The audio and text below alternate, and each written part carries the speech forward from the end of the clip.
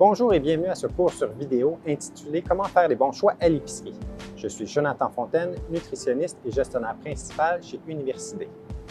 Dans ce cours, nous allons voir ensemble les stratégies à mettre en application pour faire les meilleurs choix à l'épicerie. Il n'est pas besoin de vous convaincre qu'une saine alimentation commence ici, à l'épicerie.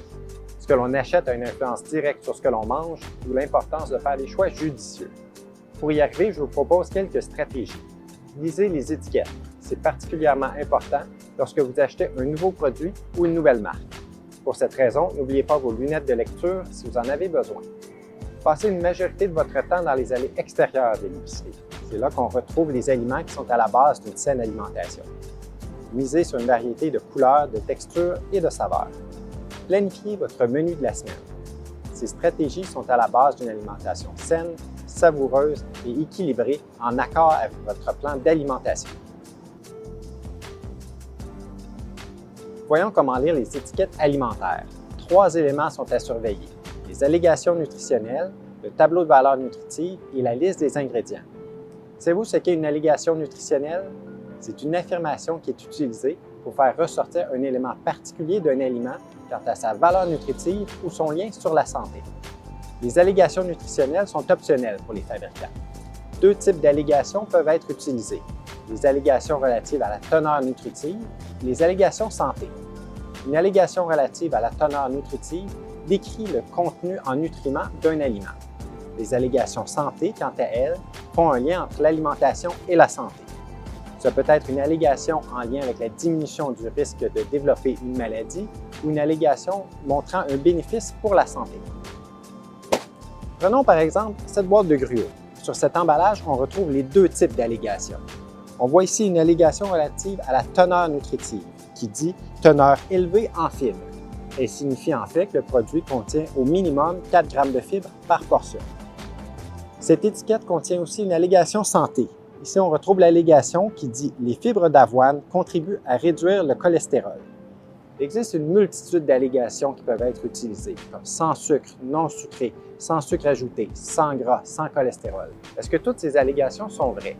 Le règlement sur les aliments et drogues vient rassurer le consommateur en lui permettant de faire des choix éclairés. Le règlement restreint le nombre d'allégations qu'il est possible de faire et prescrit la quantité minimale de nutriments qui doit être contenue dans le produit pour faire une allégation. Commençons par l'allégation sans sucre ajouté. Elle signifie qu'aucun sucre a été ajouté lors de la préparation de l'aliment. Les sucres ajoutés sont les sucres dont le nom se termine en ose, comme le sucrose, le fructose et le glucose. Les ingrédients comme les jus de fruits concentrés, les fruits séchés, la mélasse, le miel, les sirops et la cassonade, et les ingrédients additionnés de sucre. Un aliment sans sucre ajouté peut contenir des édulcorants ou substituts du sucre. Santé Canada autorise l'utilisation de 7 édulcorants non énergétiques dans la préparation des aliments. Ceux-ci n'apportent pas de calories et n'ont pas d'influence sur la glycémie. Lorsqu'ils sont consommés en modération, ils ne posent pas de danger pour la santé. Cependant, ils n'apportent pas d'avantages significatifs pour la santé des personnes diabétiques. Il existe une deuxième catégorie de substituts du sucre qu'on appelle les polyols ou sucre-alcool. Ceux-ci apportent un petit nombre de calories et peuvent influencer la glycémie. La moitié des polyols est digérée. L'autre moitié demeure dans l'intestin et peut fermenter, ce qui peut mener à des troubles gastro-intestinaux. Finalement, les aliments sans sucre ajouté peuvent aussi contenir des ingrédients contenant naturellement des sucres. On pense par exemple au lactose qu'on retrouve dans le lait et le yogourt, ou au fructose qu'on retrouve dans tous les fruits. Voici des exemples d'aliments sans sucre ajouté qui contiennent néanmoins des sucres. Le pudding au tapioca sans sucre ajouté contient du sucre provenant de ces ingrédients, soit le lactose du lait et le sucre naturellement présent dans le tapioca. D'autres exemples sont les yogourts. Le yogourt nature ne contient pas de sucre ajouté, mais il contient du sucre provenant du lactose du lait. Enfin, le yogourt sans sucre ajouté aux fraises contient des sucres provenant naturellement du lait et des fraises. Il contient aussi du sucralose, un substitut du sucre pour augmenter sa saveur sucrée. Vous le voyez, il existe une panoplie d'aliments sans sucre ajouté qui contiennent néanmoins des sucres. Ceux-ci ne sont pas tous adaptés à la santé des personnes diabétiques. Et surtout, il ne faut pas les consommer sans modération. Par exemple, le chocolat sans sucre ajouté demeure un aliment gras et peut contenir des grandes quantités de polyols qui peuvent causer des problèmes gastro-intestinaux. Voici d'autres exemples d'aliments sans sucre ajouté. la crème glacée sans sucre ajouté, les biscuits sans sucre ajouté, les bonbons sans sucre ajouté et les confitures sans sucre ajouté. Passons à l'allégation non sucrée. Elle signifie que l'aliment ne contient pas de sucre ajouté ni d'édulcorant. L'exemple le plus commun d'aliment non sucré est la compote de pommes non sucrée. Attention, ces produits peuvent quand même contenir des sucres. Dans notre exemple de la compote de pommes non sucrée, elle contient les sucres naturellement présents dans les pommes. La dernière allégation est l'allégation sans sucre.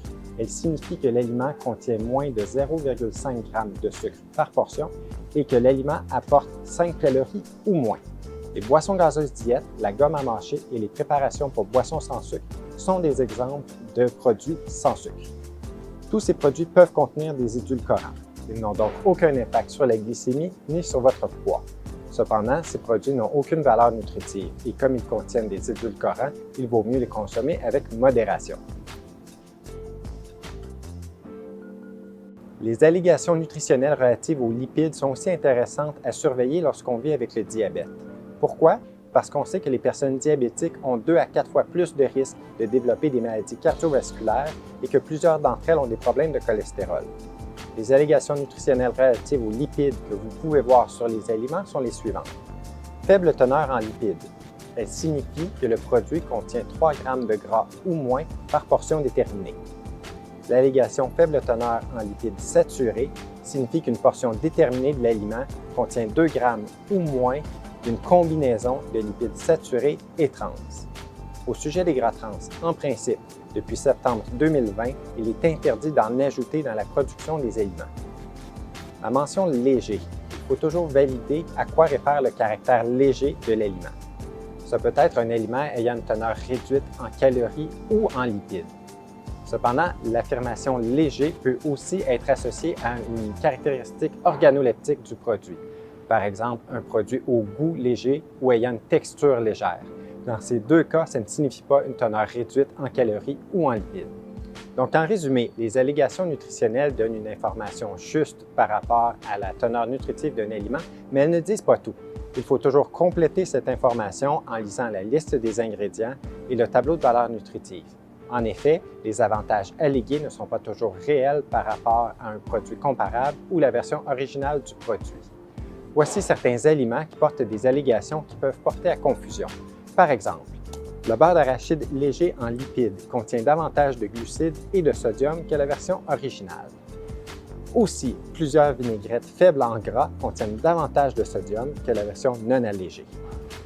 Ensuite, le fromage à la crème léger peut contenir davantage de glucides que la version régulière.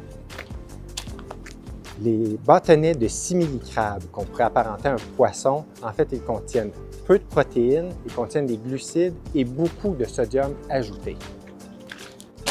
Enfin, les frites au four se targuent souvent de contenir 0 gras trans. En fait, les frites au four contiennent toujours très peu de lipides et il est maintenant interdit d'ajouter des gras trans dans la production des aliments. Cette activité éducative a été rendue possible grâce à un soutien financier de Roche Soins du diabète, une division de Hoffmann-La Roche Limitée.